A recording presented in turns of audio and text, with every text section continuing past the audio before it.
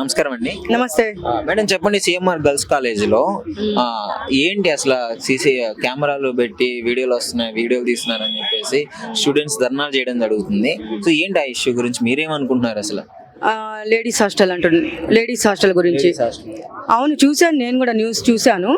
అయితే ఇప్పుడు వార్డెన్ కూడా తీసేశారని చెప్పేసి చెప్తున్నారు, కేసు కూడా బుక్ చేస్తాము అని చెప్పేసి. అయితే ఏంటంటే ఇప్పుడు లేడీస్ హాస్టల్లో ఇప్పుడు సీసీ కెమెరాలు అనేది మరి ఇదేదో బీర్ బాటిల్స్ బయటపడ్డాయి అవన్నీ చెప్తున్నారు. వార్డెన్ సపోర్ట్ లేకుండా ఇది జరగడానికి ఎలా అవుతుంది? వార్డెన్ కూడా సపోర్ట్ చేసి ఉండొచ్చు కదా.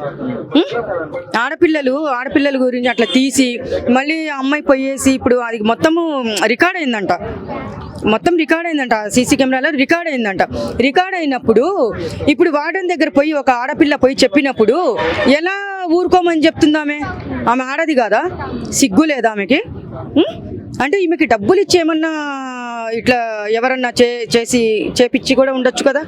మరి సస్పెండ్ చేశారంటే కారణం కూడా అదే ఉండొచ్చుగా. ఏంటి మేనేజ్మెంట్ ఈ రకంగా లూప్ హోల్స్ ఉంటే అక్కడ స్టూడెంట్స్ ఎలా చదువుకోగలరు, పైగా అంత పేరున్న కాలేజీలో? అంతే కదా. మరి ఇప్పుడు ఇవన్నీ చూసిన తర్వాత ఎవరైనా హాస్టల్లో ఆడపిల్లల్ని పెట్టాలన్నా కానీ భయపడతారు, అంతేనా?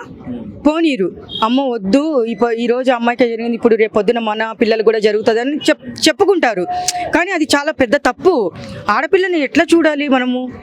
ఏ ఆడపిల్ల అయినా మన ఇంటి ఆడబిడ్డలాగానే చూసుకోవాలి.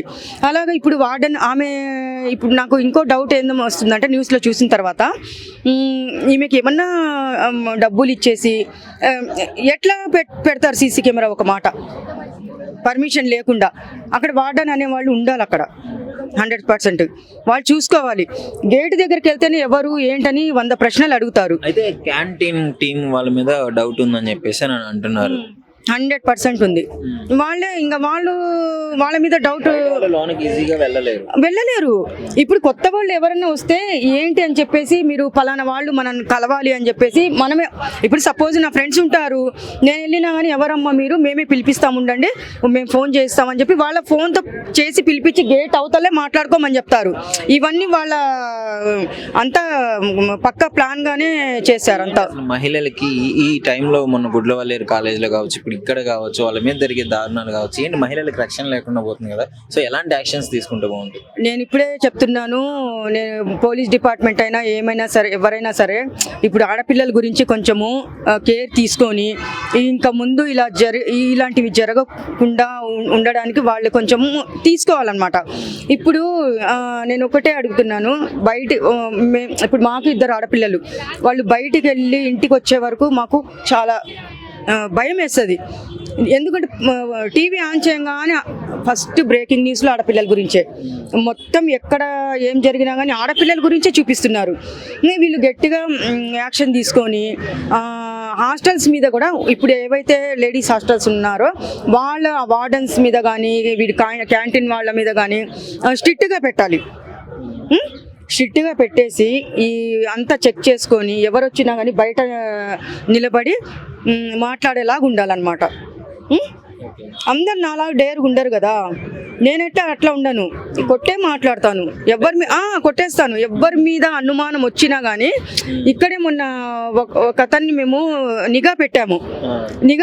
కానీ ఇప్పుడు మనం మీడియాలో మాట్లాడుతుంటే చూసి నన్ను మా పాపకి ఫాలో అవుతున్నారు.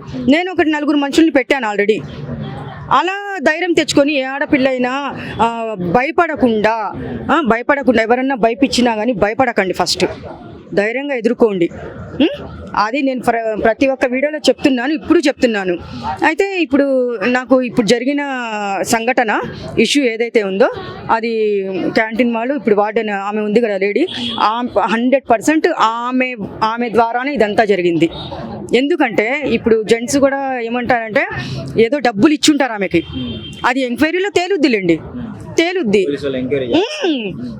ఎందుకంటే ఇన్వెస్టిగేషన్ చేశారంటే 100% ఆమె డబ్బులు తీసుకొని లోపల కెమెరా పెట్టడం అంటే అంత ఈజీ కాదు.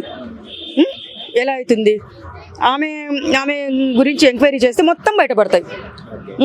ఇంకోటి ఏంటంటే, నేను ఇంకోటి మీ ఛానల్లో ఏం చెప్పాలనుకుంటున్నానంటే, ఆడపిల్లలు ఫస్ట్ భయపడడం మానేయండి. న్యూ ఇయర్ వచ్చింది.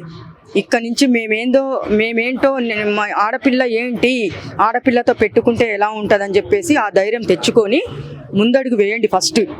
నేను ప్రతి ఒక్క ఆడపిల్లకి ఇదే చెప్తున్నా. ఎందుకంటే అమ్మా నాన్న పెంచి ఎక్కడో ఉండి హాస్టల్లో చదువుకొని అక్కడ సంపాదించి వీళ్ళ కోసం వేస్తుంటే పాపం వీళ్ళు ఇక్కడ ఎవరో ఏదో తప్పు చేస్తే వీళ్ళు ప్రాణాలు తీసుకుంటున్నారు. లక్షలు బిల్డింగ్ల మీద నుంచి దూకుతున్నారు. అదొకటి పాపం వాళ్ళు కష్టపడి చదివించినందుకు వాళ్ళు చచ్చిపోవడం జరుగుతుంది. అది కాదు, ఇప్పుడు మీరే తప్పు లేనప్పుడు నిలబడండి, మీరు ధైర్యంగా ఎదుర్కోండి అని చెప్పి నేను ఆడపిల్లలకి ఒక మెసేజ్ ఇస్తున్నా నేను. Thank you.